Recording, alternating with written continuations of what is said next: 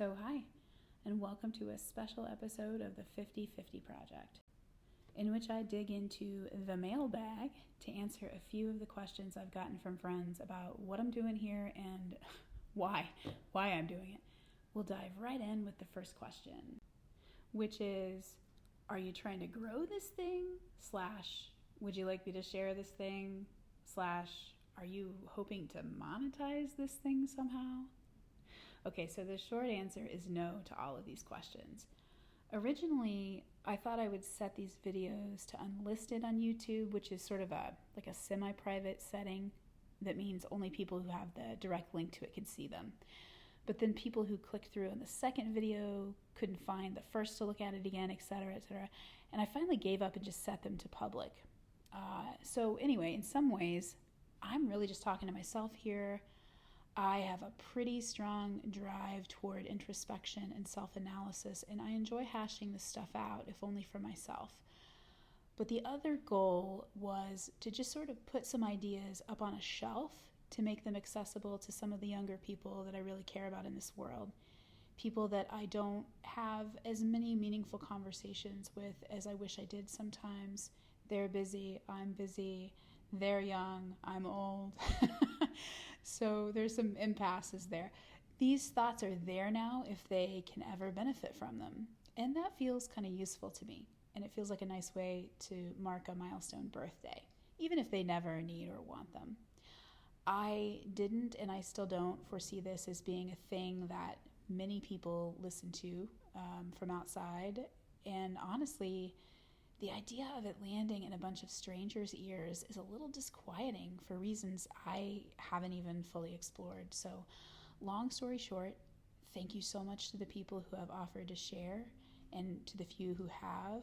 But I'm really just stacking these up neatly here for posterity in a limited sense.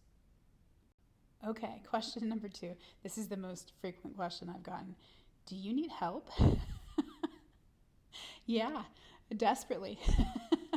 Specifically, people are asking, do you need help with, sorting out some of your audio quality situations? Do you need help with graphics? Do you need help figuring out better podcasting software than PowerPoint? And yeah, the answer is I probably do, and slowly I plan on working through that learning process for myself. But at the same time, I'm kind of just enjoying doing everything in my own time and in my own glaringly inexpert way.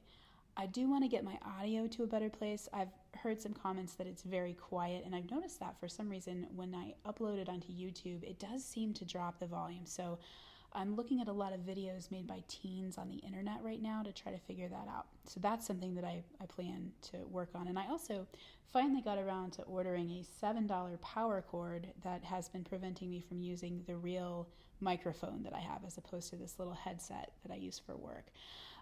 So anyway, I've planned to go into some tutorials to pick up some skills that I wish I had and that I want to build, and we'll see how that goes.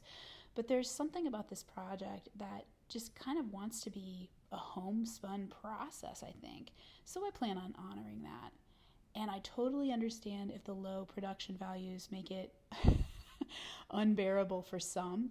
And it might for me too, if I were on the outside listening in. I do get that especially subpar audio is hard to stomach sometimes.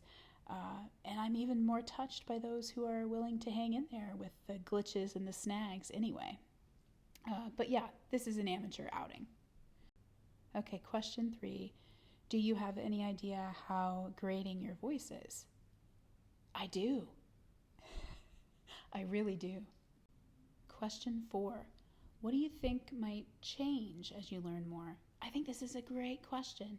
And already I'm getting some good feedback and noticing some things on my own that I'm really thinking about reshaping. For a start, these episodes are too long, and I know it. I'm just a long-winded kind of person.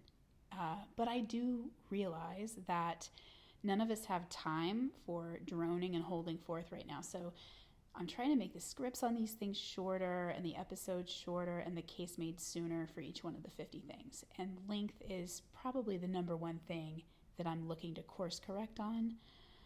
Also, there are a couple things about tone that I'm really mulling after hearing some feedback from friends, one of whom said, "Hey, I'm missing your sense of humor." And another who said, "I thought I would hear more of your voice as a writer coming through." So I'm looking back and I'm realizing that these first episodes, they are a little, I don't know, teacherly in tone. And maybe I can afford to loosen up a little bit and allow some more humor in there in some cases, and just maybe let myself wax a little more poetic when it's appropriate to do that to the topic. We'll see.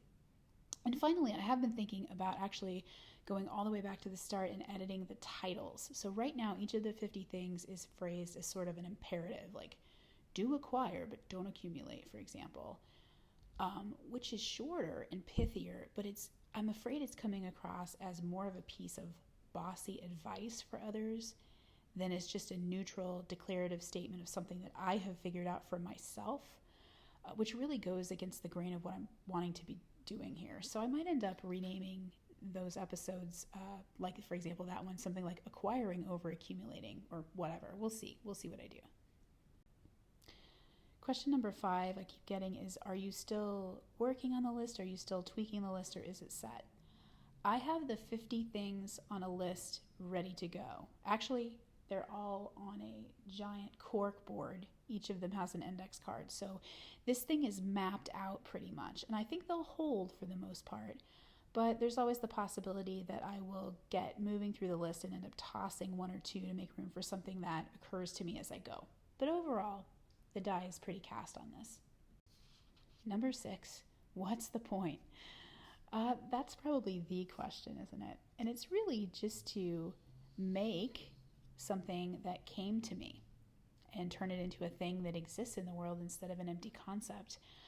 I don't have goals about views or followers or anything like that. And as I get older, it feels more incumbent upon me to try to honor ideas and concepts that come to me by at least taking a stab at them.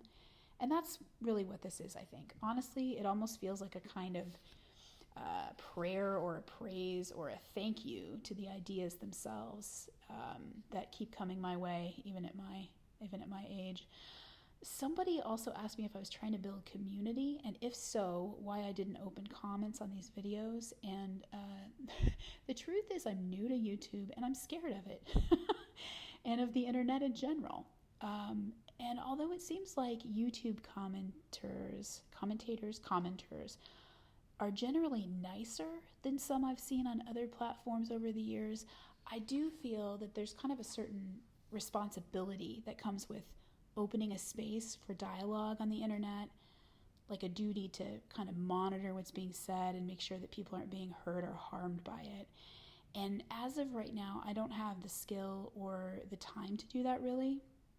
And also, I just see it as more of a means of putting the 50 things out there for friends and family. And if other people stop by, that's great, and they are so welcome, and I'm so grateful that they took the time to listen. But I just don't imagine a lot of traffic kind of coming in from beyond my inner circle to form a community at this time. I don't see this going viral. Okay, so that's the bottom of the mailbag for this time. I don't have a formal method of collecting these kinds of responses, but I am grateful to friends who've taken an interest and asked some questions and given some suggestions as I go. So thanks to them, and thanks to you for spending some time with me today on this short episode. I'll be back soon with the next regular episode of the 50/50 Project.